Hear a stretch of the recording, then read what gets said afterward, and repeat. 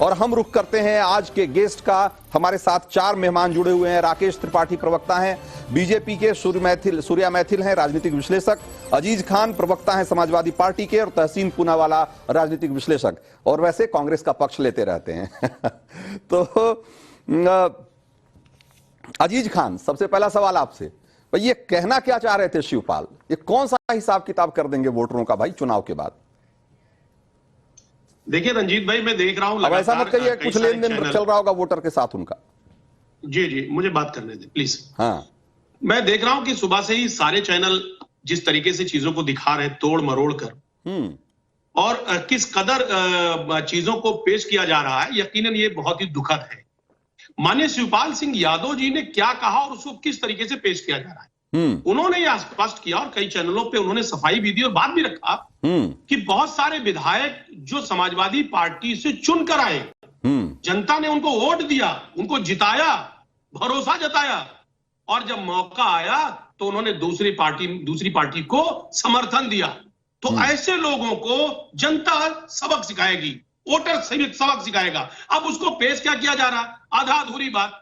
तो कहीं ना कहीं आज इस तरीके का एक नैरेटिव सेट करने का प्रयास किया जा रहा है कि जो नेता कहते हैं, खासतौर से समाजवादी पार्टी के नेता, हमारे नेता, उसको इनडायरेक्ट वे में दूसरा एंगल देने का प्रयास किया जा रहा है। सच्चाई ये है, ये उन्होंने कहा, और उन्होंने इस बात को रखा भी है, सफाई भी दिया, कई चैनलों में भी रखा। एक बात और बताएं आपको रंजीत भाई, देखिए बीजेपी कितना भी नैरेटिव सेट कर ले, कुछ भी करे, लेकिन इस बार जो वोटर साइलेंट है और वोटर का मूड बदल चुका है।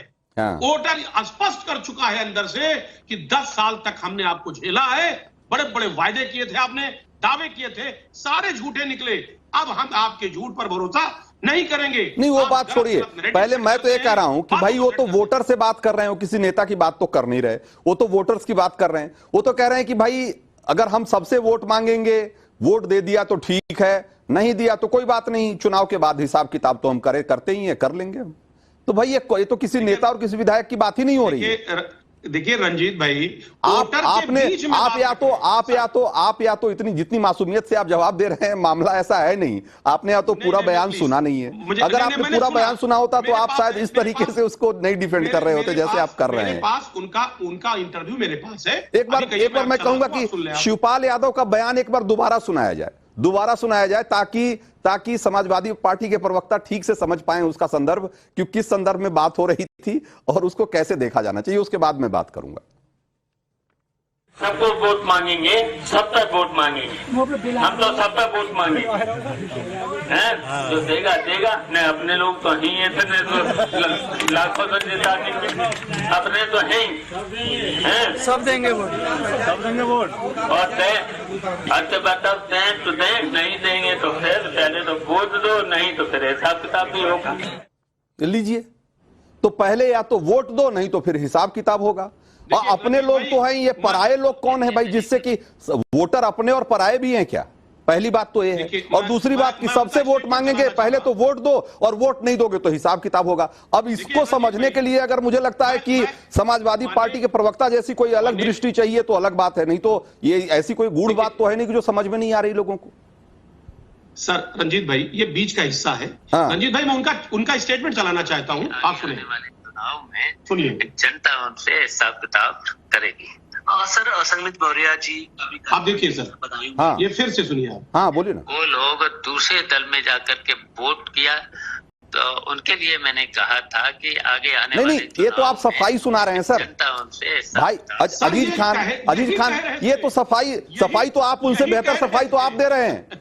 अरे उनसे बेहतर सफाई आप दे रहे हैं, और क्या मालूम इससे बेहतर कोई सफाई कल कोई और देने आ जाएगा। सवाल ये नहीं है, सवाल है जो उन्होंने बोला और जो लोगों ने समझा, ये वाली बात है ना। लोग, अच्छा ठीक है, मैं कह रहा हूं कि आपने जो कहा वो मैं अभी राकेश त्रिपाठी के पास जाऊंगा और मैं समझूंगा कि जैसा आप कह रहे हैं वैसा ही बाकी लोग भी समझ रहे हैं या हमारे समझने में कोई फेर हो गई है। लेकिन उससे पहले पब्लिक क्या समझ रही है जानना जरूरी है। जरा देखिए इस सवाल के जवाब में, जो हमने पहला सवाल किया था उसके जवाब में 11,000 से ज्यादा वोट आ चुके हैं, करीब 12,000 वोट आ चुके हैं। और रुझान क्या कह रहे हैं कि यूपी के बदायूं से समाजवादी पार्टी के उम्मीदवार शिवपाल यादव की धमकी क्या कहती है। लोग कह रहे हैं कि इंडी गठबंधन डरा हुआ है, इसलिए इस तरह की बयानबाजी हो रही है, इस तरह का बयान दिया जा रहा है, डरा धमकाकर वोट लेने की बात कही जा रही है।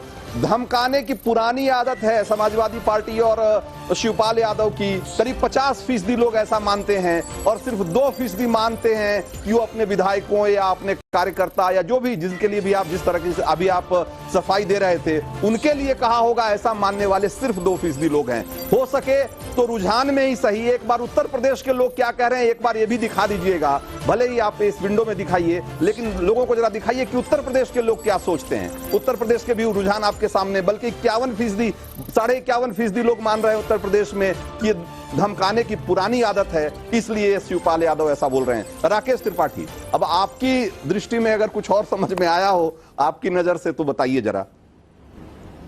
अजीज खान, देखिए रंजीत भाई, हाँ, ये अपनी पुरानी आदत के मुताबिक अननेसेसरी अनर्गल बयान।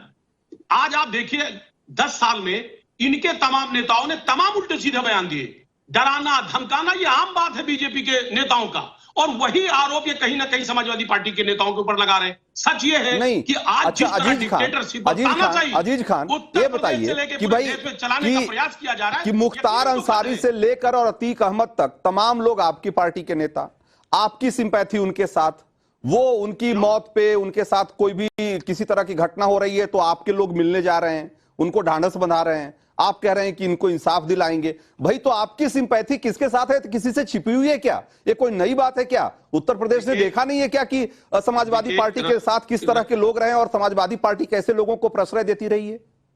देखिए रंजीत भाई, क्या सारे गुंडे माफिया खत्म हो गए? सब खत्म हो गए नहीं है।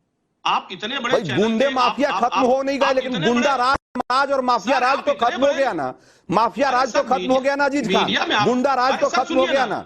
माफिया और गुंडे हो सकता है कुछ होंगे, या तो जेल में होंगे, अपने घरों में होंगे, या अपने अपने धंधे में होंगे, लेकिन माफिया का होना और माफिया राज होना दोनों में फर्क है। माफिया राज तो खत्म हो गया कि नहीं, ये बताइए मुझे। माफिया राज सिर्फ न्यूज चैनलों में खत्म हो गया है। अच्छा, सिर्फ इनकी सोच में खत्म हो गई है। आज सच्चाई ये है कि उत्तर प्रदेश में बड़े बड़े माफिया घूम रहे हैं।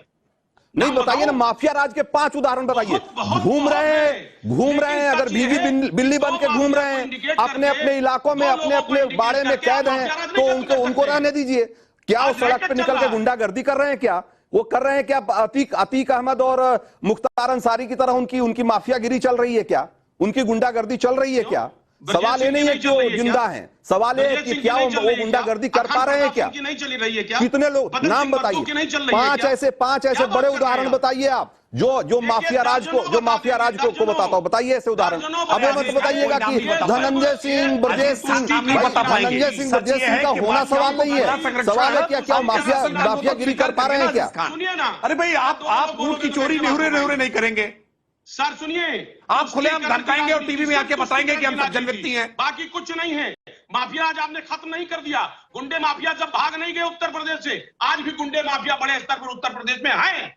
लेकिन मैं फिर बोल रहा हूं अजीज खान, होना और माफियागिरी करना दोनों में अंतर है। मैं आपसे पूछ रहा हूं कि आप 5 उदाहरण बताइए जिसमें माफियागिरी चल रही हो। आप कहेंगे कि धनंजय सिंह नहीं है क्या, आप कहेंगे ब्रजेश सिंह नहीं है क्या? अरे होना एक चीज है, होंगे जेल में होंगे, अपने अपने बाड़े में कैद हैं सारे लोग, लेकिन मैं कह रहा हूं कि उनका होना और उनका गुंडा राज होना दोनों में फर्क है। उनका दबदबा होना, उनका माफिया राज होना, दोनों में अंतर है। वो माफिया राज नहीं है, ये लोग आज की तारीख में जानते हैं। जो गुंडा होता है वो उसका राज चलता है, जो गुंडा होता है उसका राज चलता है, वो खत्म नहीं कर पाएंगे आप। अगर वो गुंडा है तो उसका राज चल रहा है। ठीक है, इस सवाल का जवाब लेंगे, लेकिन उससे पहले एक सवाल जो हमने और किया था उसका भी जवाब ले लेते हैं, उसके बाद जरा डिबेट को दूसरी तरफ ले जाएंगे। शिवपाल यादव के बयान का चुनाव पर क्या असर पड़ेगा, इसको कैसे देख रही है जनता? जरा देखिए, लोग कह रहे हैं 62% लोग मानते हैं कि अखिलेश यादव को ऐसे बयानों से नुकसान होगा, क्योंकि अब ये वो दौर नहीं रहा